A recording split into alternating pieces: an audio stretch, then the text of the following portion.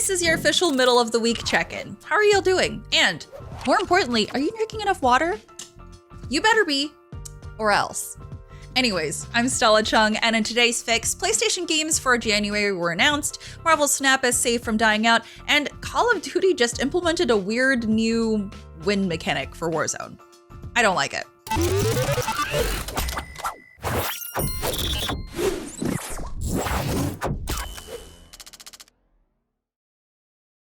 PlayStation announced their January games for their subscription service, and there are some pretty fun games on the list. Tiny Tina's Wonderlands The Next Level Edition is available for PS4 and PS5. I really enjoyed this game. I mean, I'm a D&D player, and having a video game version of the tabletop being led by the game master Tiny Tina was super fun. You can make your own class to best support your co-op team if you're playing with friends, and it's just super colorful and action-packed. Resident Evil 2 is available for PS4 and PS5, and ironically, it's also one of the games available for Xbox Game Pass this month too. This is the remake, and the story follows Leon Kennedy and Claire Redfield in separate storylines starting out. Hard Space Shipbreaker is also available on PlayStation Plus on PS5, which is a sci-fi space physics simulator. You can salvage spaceships for parts and materials and upgrade your tools and gear.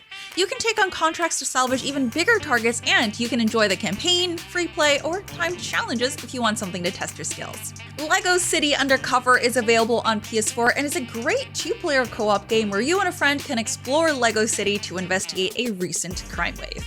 Just Cause 3 is also out for PS4 players if you want a chaotic open-world campaign to play through. Session Skate Sim is out for PS4 and PS5 users and is a realistic skating simulator that was actually made by skateboarders. Shadow Tactics, Blades of the Shogun, and Surviving the Aftermath is available for PS4 players, and Vampire the Masquerade Swan Song can be played by PS4 and PS5 players. For PlayStation Premium users, you get access to Rallycross, Star Wars Episode 1, The Phantom Menace, the game, not the movie, Street Fighter 30th Anniversary Edition, Legend of Mana, and Secret of Mana. On top of all of these games, PlayStation Plus Premium and Deluxe members will get select Crunchyroll anime series access and a collection of 100 movies on demand from Sony Pictures Core. So, hopefully you're on the subscription plan if you're a big Sony fan. This is a pretty great deal of games and content this month. Moving on, it looks like Marvel Snap is secure after its developer Second Dinner secured a $100 million investment. In November, Second Dinner was forced to reassure concerned players of the popular online card game after its publisher ran into some trouble. Marvel Snap is published by Newverse, which is owned by ByteDance, and reports indicated ByteDance planned to wind down its Newverse gaming brand and retreat from mainstream video games, and was looking for ways to sell off games. Now, Second Dinner has secured $100 million in a Series B funding round, which means the developer will continue to operate independently and use the cash to develop new games. According to GI.biz, Marvel Snap has seen $50 million in player spending since it launched in October 2022, with 18 million player downloads. Publisher Newverse was only set up in 2019 and was seen as part of ByteDance's big budget bid to get in on the video game market. Last year, Reuters reported Newverse hadn't performed well enough, and that Marvel Snap had, quote, amassed a cult following but was not a commercial hit. Second Dinner was co-founded by former Hearthstone director Ben Brody and fellow Blizzard veteran Hamilton Chu back in 2019. And finally today, Call of Duty Warzone is introducing a new feature, one that has the community, me included, feeling a little bit weird and perplexed about the overall direction of Activision's flagship battle royale and question whether or not it will actually be a win condition. Called Covert Exfil, the new ability will allow players to escape the map early and has its own leaderboard. So here's the description on the official Call of Duty blog. Players can now exfil the match early with the help of a Covert Exfil. With only 5 exfils available to purchase per match for a high price in buy stations before the gulag closes, a Covert Exfil calls in a helicopter that can fly any player out of the match, ideally with the weapon case in their possession.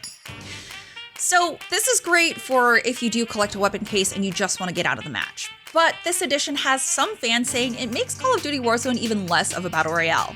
Many are comparing it to the extraction shooter genre, which has recently grown in popularity thanks to the success of Escape from Tarkov and others like it. Some players are worried that matches would end prematurely because one guy ordered a helicopter to take him away early. Developer Raven Software said in a separate statement that it would not be a win condition and that it would not count towards Champion's Quest progress. But curiously, Raven's statement contradicts its own blog post, which does describe it as a new win condition. reached out for comment, and official Activision spokesperson reiterated Raven's statement but did not provide any additional information. Either way, players don't seem too keen on the new feature, me included. I think it's great that you're able to get out of a match early if you just wanted to grab one item, but Call of Duty decided to stop supporting DMZ, so I guess this is the new way to combat that. The new win condition, or challenging new way to escape, is part of the Call of Duty Warzone Season 1 Reloaded content drop, which also includes a Gulag Night Vision public event, a brand new quest in Urzikstan, and a new weapon case objective that will see players battle over a single weapon case hidden in a search area at the start of every match to spice up the early game. Are you going to download any of the PS Plus games this month? Let us know which ones you choose. Now that you're caught up on the news, check out our preview of The Suicide Squad Kill the Justice League.